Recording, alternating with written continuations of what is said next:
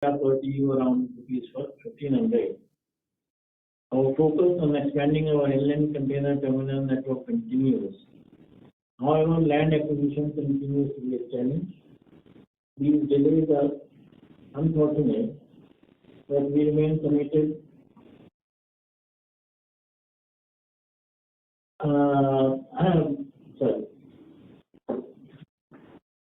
We remain committed and are actively engaging on multiple fronts to finalize new locations by exploring domestic opportunities as well as asset-light models. Snowman continues to maintain its position as the market leader and as it adds further capacity in Calcutta, Distriparks and Pune in NCR. We have plans to add more capacity in both owned and light asset models and continue our expansion in the 5PL vertical as well. With that, I now hand over to the moderator for the Q&A session. Thank you. Thank you. We will now begin the question and answer section. Anyone who wishes to ask a question may press star and 1 on the touchtone telephone. If you wish to remove yourself from question queue, you may press star and 2. Participants are requested to use handsets while asking a question. Participants are also requested to limit themselves to 3 questions at a time to give others in the queue a chance and can rejoin the queue thereafter. We'll wait for a moment while the question queue assembles.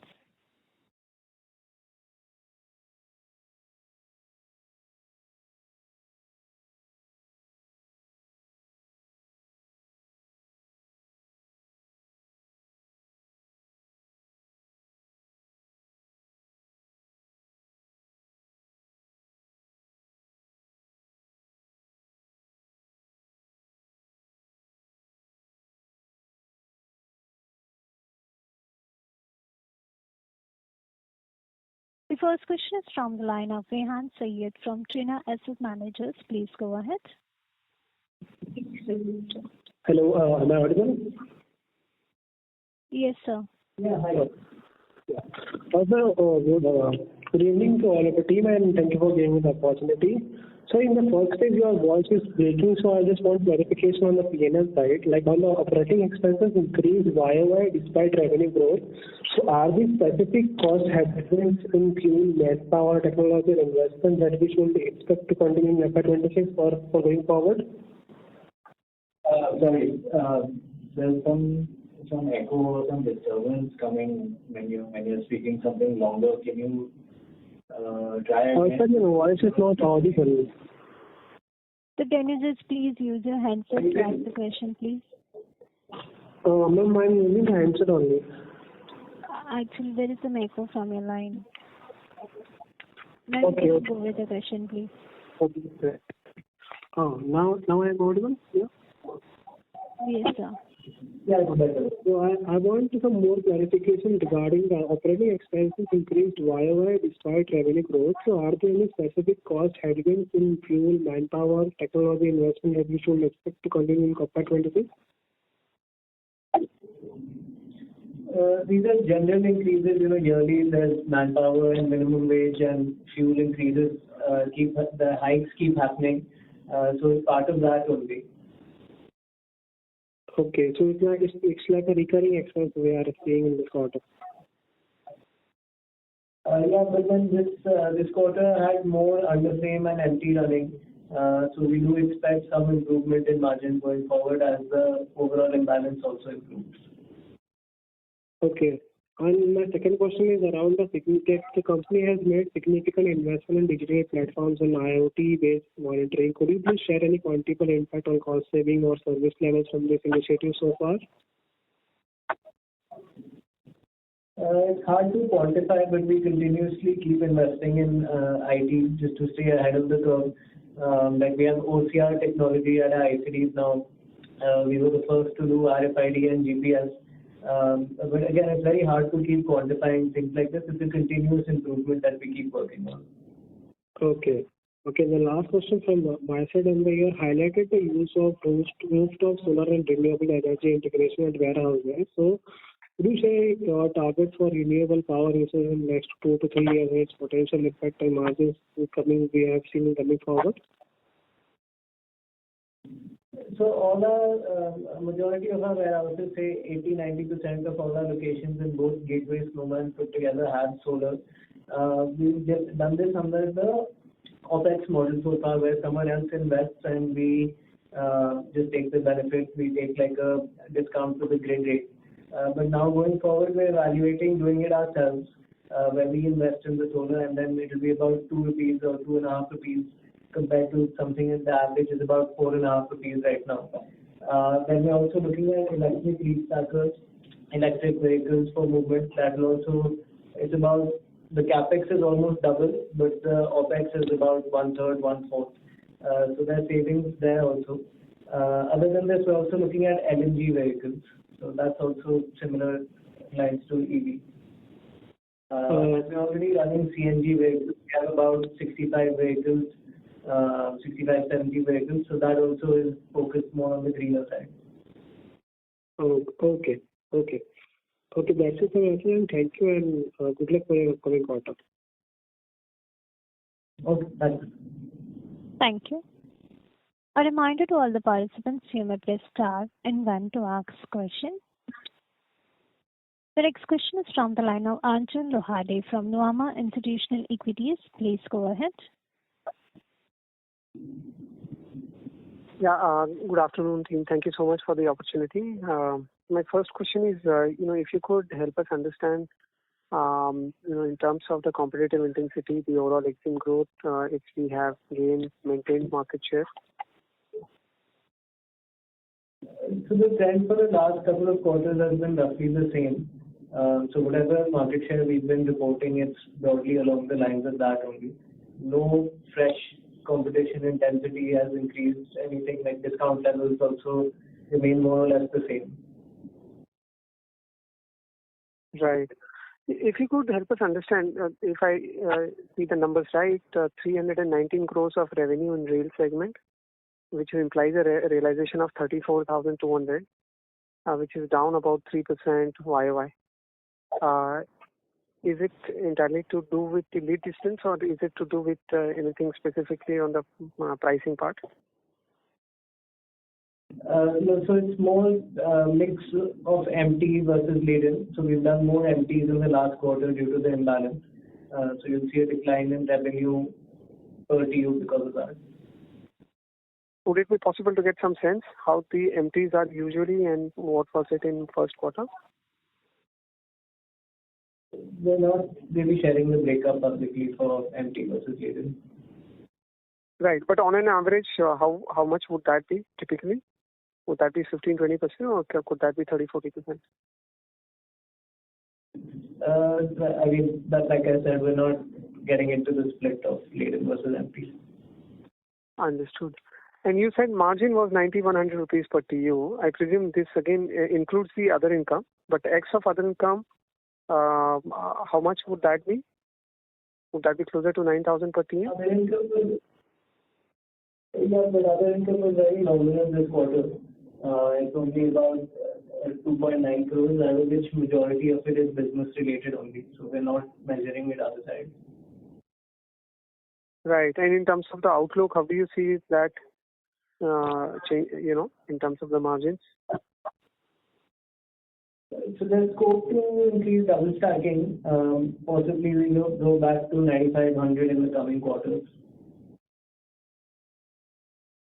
Right. And if I may ask, in terms of the volumes, how do we see last 2-3 quarters? We are seeing, rather 4 quarters, we are stuck in that 92 to 94,000 TUs on a quarterly basis. If you could give us some sense in the near term and from a medium term perspective, how we see this?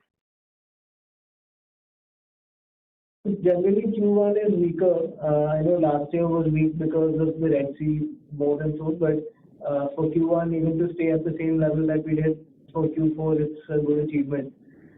So even the rest of the year, we should see some growth coming in. We're still targeting a double-digit growth for the entire year.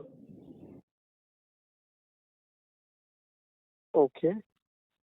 So which implies a very steep ask for the balance 9 months. Is that still doable according to you? Yeah, I think it's possible. Okay, got it. If I may ask further question, with respect to the DFC, what is the update you have with respect to the connection at JNPT, and B, how does it impact us? Yeah, hi, Rajguru this side.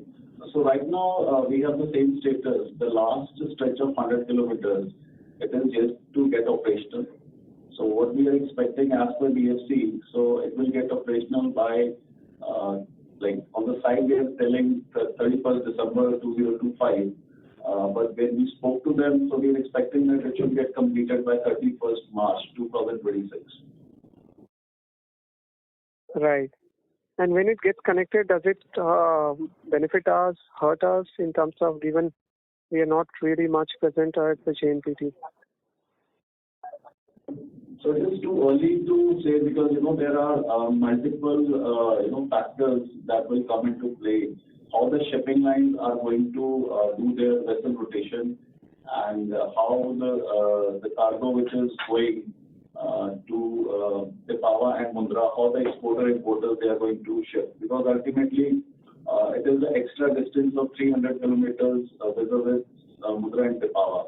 So that will also come into play, and what pricing shipping line are going to come up, and what the pricing the port authorities are going to come up vis-a-vis Pipavav and Mundra.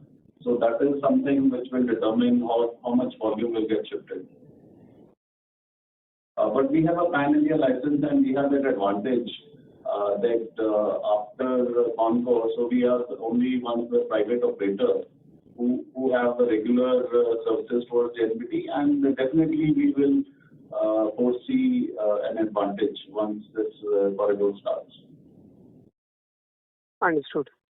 Thank you. I have more questions, but I'll fall back in the queue. Thank you. Thank you. The next question is from the line of Aditya Monge from Kotak Securities. Please go ahead. Hello everyone, and thank you for the opportunity. I hope I'm audible to you all. Yes. Thank you. I'll go ahead with my question. The first question is, you've talked about the double stacking quotient declining for you in the quarter. A, could you quantify the quantum of double stacking for the quarter, and B, why is it declining? So it's 39%, and it's basically declined due to lack of export. There's also realignment of trade. Certain volumes have increased towards Mundra rather than Pipavav, which is further increasing their balance. Also, there's a slight echo on your line, so I just request if you're on speaker or something to use the handset. Understood. I hope this is better from my side. The second question that I had was if you could share the individual market shares that you typically do for the key markets of Ludhiana, NCR, and others. That would be helpful. Yeah. So basically, we have been able to retain the same kind of market share. At NCR, we have retained between 16 to 17%. And Ludhiana, we have retained 27%, and at Uttarakhand, it is 37%. Okay.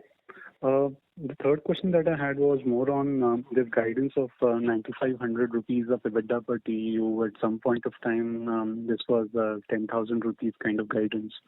And all the numbers have fallen to about 9,100. I understand there is an empty mix issue inside. But just wanted to get a sense of how to think through the steps that need to be taken to get to 9,500, and what is the outside chance of doing better than that? 9,500 would be our normal only, so that would just be with slight better trade volumes like export increasing, and there were some double stack restrictions during the months of May and June.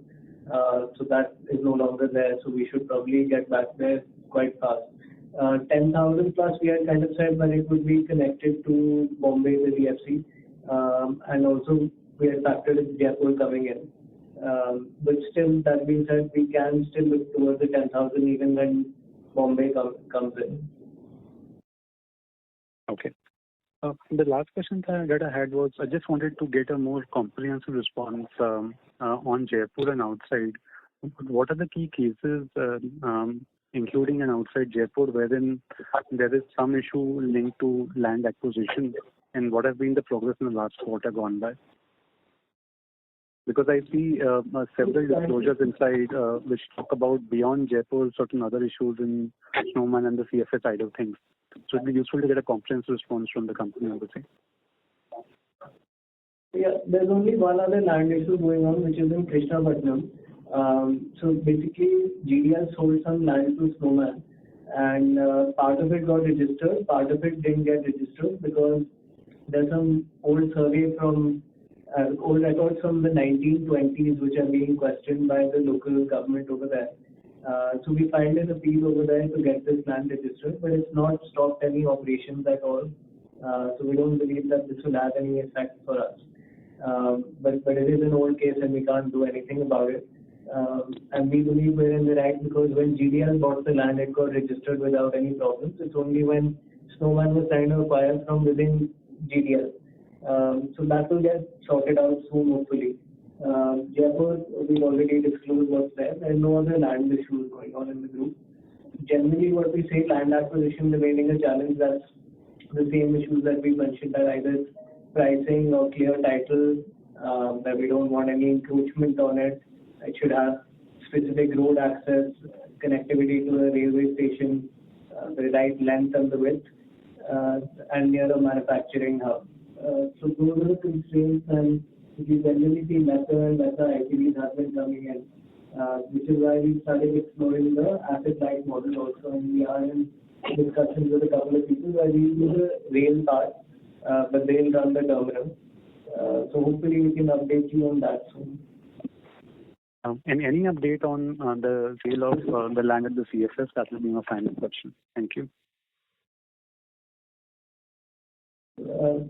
Sorry, the CFS sales you are referring to? So the CFS portfolio, there were some land parcels or let's say some CFS that you would wanted to discontinue and sell as land for other purposes to players outside. Is there any progress being made on that aspect? So we are in discussions with some people, but we've not found the right valuation. And it's not a distressed sale, so we don't want to sell it at anything. And meanwhile, it's still generating good cash flow. So only when the right valuation comes in, we'll consider selling it. Thank you very much for your responses. All the very best. Those are my questions. Thank you. Thank you. The next question is from the line of Slad Alexandra from Alpha India Ventures. Please go ahead. Yeah, hi, good evening. So my question is regarding the segmental revenue trends for Snowman. So for the transportation and warehouse segments, there has been a slight change, like a single-digit change quarter on quarter. But for the trading and distribution segment, I can see a change of around 54% quarter on quarter. So that seems to be far more than the other two segments. So could you please tell me some more about the nature of this change, what mainly drove it, and how sustainable that will be for the coming quarters? Yeah, hi, this side. So we have seen positive growth in our small distributed business that was attributed by the new customers as well, and which were onboarded last quarter, and with the existing customers also, there has been a solid growth. So it is clearly reflecting on the segment itself, and that also has given us some boost in our warehousing and distribution. So your voice is not clear, Kapil. I'm sorry to interrupt, sir. Okay, is it clearer now? Yeah, a bit clearer. It's a little bit Is it better. better now? Yeah. Great. So I was saying that we have seen good increase from our existing customers, plus a couple of new plants which were added last quarter of last year, and they have also started gaining some momentum. So overall, the segment of snow distribute within the entire 5 years has helped us gain that momentum and maintain it. And as we see the projections from all these customers, it looks like there will be a positive impact going forward as well. Okay. So can you please give maybe some guidance for the three segments? How much growth will be expected in the coming quarters for the revenue? Typically quarter one is a little higher than Q2 if you see historically as well, and we expect to maintain the same pace as what we have done in quarter one and continue thereon to meet our annual targets.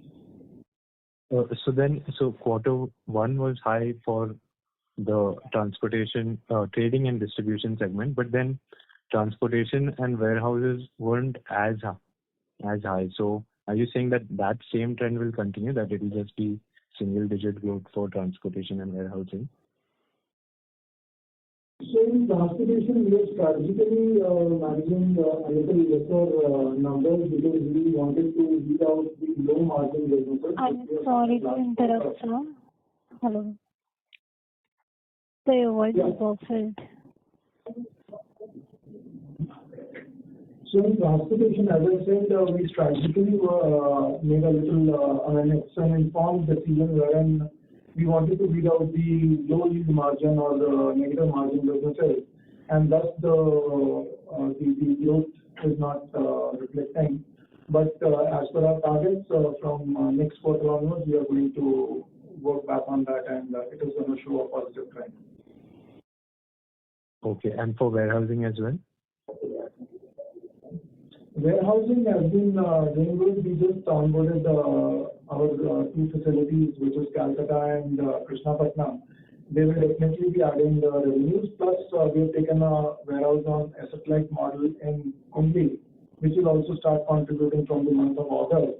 And then a couple of them are in pipeline as well in new locations, so that will help to add furthermore. Yes, sorry to be repetitive, but if you could give like some figure, what would be expected from these new warehouses, like in percentage terms or absolute terms, just an estimate.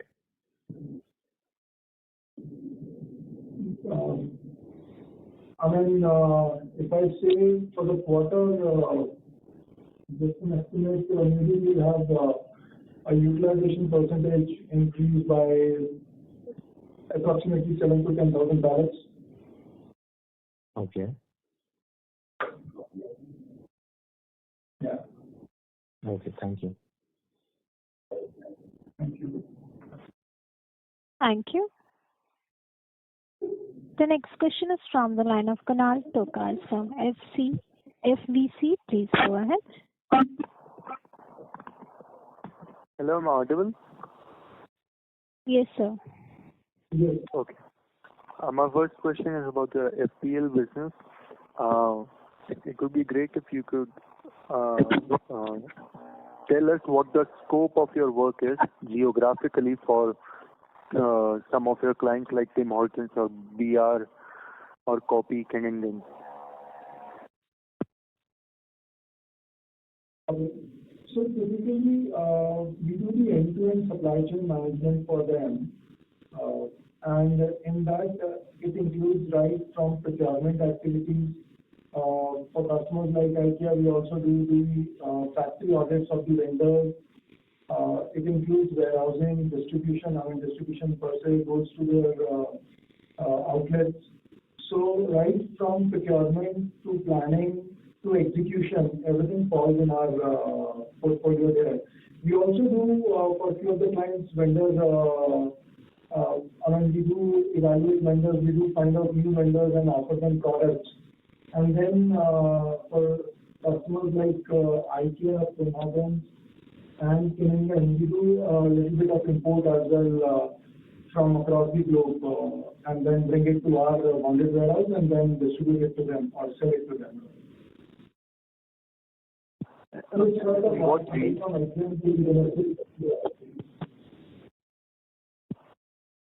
Yes, sir. Thank you. And what regions would you be handling for those clients? Are you catering to them on a pan-India basis or handling specific geographies only? So for baskets, there are specific geographies, but all other, baskets and Unilever are specific geographies. whereas for IKEA, Tim Hortons and Canadian, we're doing the pan-India basis. Just to confirm, you said for Tim Hortons, BR and Copy Canadian, you do pan-India. Tim Hortons, IKEA and Canadian. I'm sorry to interrupt, sir. Your voice is not audible properly.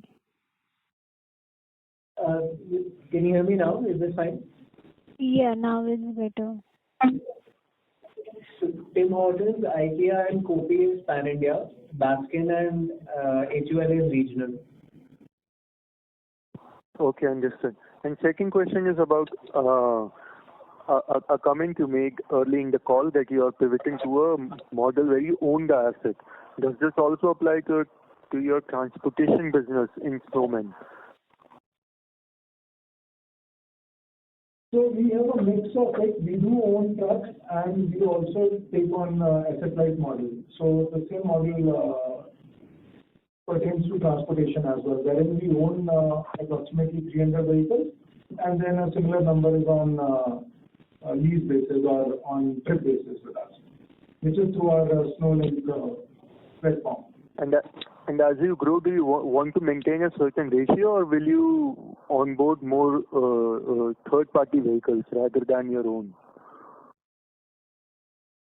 So most will go towards the third-party vehicles, and then we will maintain our fleet almost approximately to the numbers we have today. Okay. And just a last question on warehousing.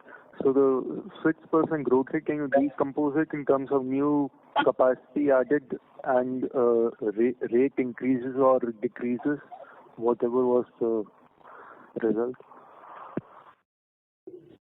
So in the last quarter, we have seen rate hikes from most of our customers, and we have been able to achieve that. That has ended up giving us a better yield than last quarter and last year same quarter as well. In terms of the capacity added, approximately 15,000 pallets is what we have added. Again, your voice is not. I'm sorry. Sorry, that's okay. So that's all right. I understood what you were saying. Okay. So I was telling that we have. Okay, you understood. Fine, thanks. Yes. Thank you very much, sir, and have a good day. Thank you. The next question is from the line of Disha Girani from Ashika Institutional Equities. Please go ahead. Hello. I hope I'm audible. Yes, ma'am. Yes. Hi, sir. So in your presentation, you had mentioned that there are certain new opportunities available in the domestic segment for Gateway Distriparks. So if you could just specify them a bit. So while EXIM volumes remain stable, we are looking at different ways to increase our volume. So within our existing customers and network, there are some opportunities. We have to procure domestic containers. Right now, we have a fleet of 800, but it's a bit aged. So we're looking to get some new containers and then start moving things in the domestic segment. We've already crossed about, say, 600-700 TEUs on it last month average. So we should be expanding on this front. Okay. My next question is, over the past 1.5 years, you had an expansion plan. The stepping stone of it was the Jaipur ICD. Now it has been delayed due to the land issues and everything and connectivity issues. Meanwhile, there's another competitor who is willing to enter into the same industry and has a very huge FY30 target, which they plan on achieving.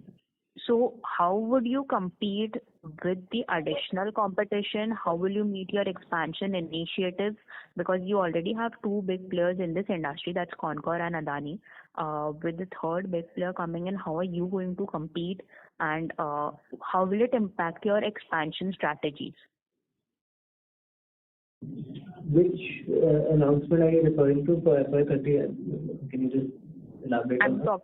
I'm talking about JSW's logistics expansion plan. Okay.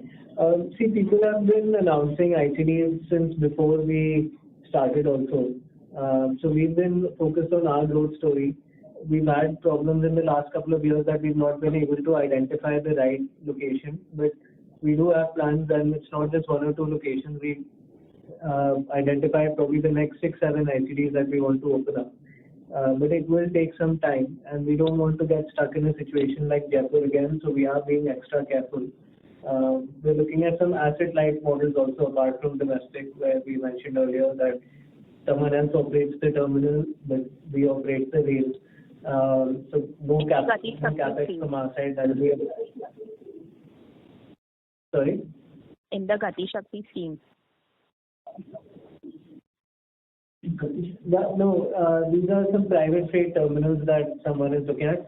Gati Shakti also, so far we've not found anything suitable, but if some good proposal comes in the Gati Shakti scheme also, we'll be happy to look at that as well. Okay.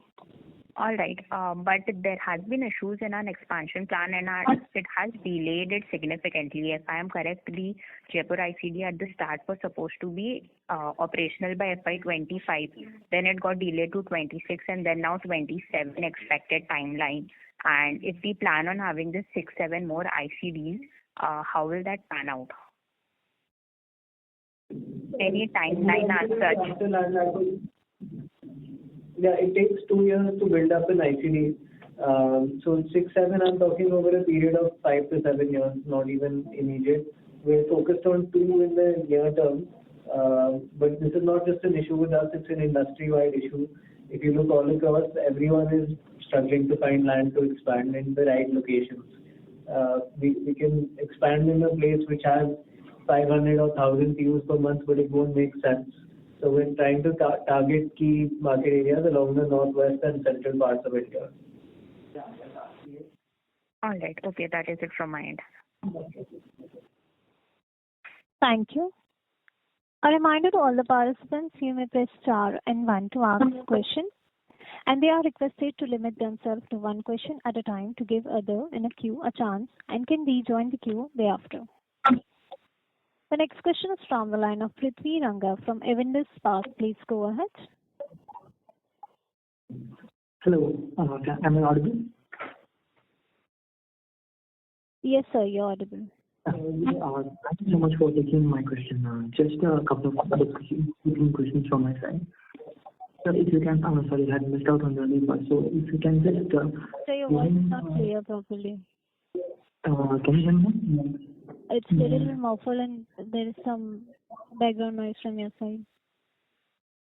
Just if you can just give me a segmental EBITDA per TEU for the rail and CFS business, and also a broad outlook on the capex going forward this year and through FY27. That would be great. Sorry, I can't really understand. If you're on speaker, I just request that you can go on handset. Yeah, just a couple of bookkeeping questions from my side. Am I audible now? Yeah, that's fine. Yeah, if you can please share the EBITDA per TEU segment-wise for rail and the CFS business, and also a broad capex outlook for FY26 and through FY27. That would be great. So rail is at 9,100 and CFS is at 1,500. We had announced at the start of the call. The capex plans remain the same. Basically, we are looking at about 30 crore of capex per year. This is not counting any new terminals. As and when a new terminal comes in, that will be at an average of about 150 crores per terminal. So we've earmarked 300 crores for 2 terminals. And then the balance works of Jaipur, whenever that comes in, will be about 60-70 crores. Okay. Thank you so much for taking my question. I'll be back in the queue. Thank you. The next question is from the line of Bharat Gupta from Fair Value Capital. Please go ahead. Hi. Thanks for taking my question. Sir, a couple of questions with regard to Snowman. Right, we have added some capacity with respect to the pallet size. So can you just describe like what kind of opportunity size you're looking at over the next 3 years? What kind of a capex we will be incurring? And also in your opening remarks, you mentioned about the pricing hikes you have taken in this segment. So just can you describe on the same? So, our plan is to continue to spend something around 100 crores from our, investments into our own facilities, and then build a couple of asset-light models alongside. So maybe 3 to 4 facilities in next 2 years, and in next 3 years, probably 5 to 6 facilities is what is on the horizon right now. And the other question was on price increase. So price increase, it's in the range of 5 to 7% in general. Looking at segment to segment it varies, but that's in general what is coming at present. Right. So overall, in terms of the pallet size, I think 1.5 we have currently, but overall, if you look 3 years down the line, how do you see the overall level of pallet reaching up? We'll go beyond 200 plus, 200,000 pallets plus. Right. And so secondly, just to get a sense about what's your thought process with respect to 5PL, given out it's a low margin business as compared to the warehousing, which is one of the traditional business for us, and what kind of a risk are associated, because we are involved in the complete value chain for all the customers we are catering to. So how do you read it? Like, what's the strategic thought process behind investing in 5PL right now? See, 5PL gives us additional stickiness to the customers. That's the first part of it. It adds to my warehousing, it adds to my distribution business, which is the core for Snowman. And then we add upon other opportunities of creating margins from the trading of products. So net and net, it's a very healthy business to be in. We have to be thoughtful of the customers we pick, and we are very careful on with whom we are engaging, and then the long term, we look at the longevity of the relationship as well before we and the customer we get into a knot and start operating. Sure. Last question, sir, if I can squeeze in.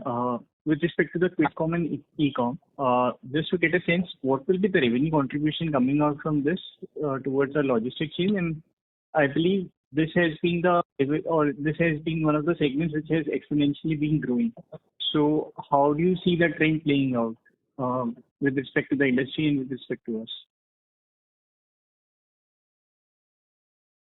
So quick commerce is also e-commerce, and quick commerce is part of our business as of now, and they have been contributing to the extent,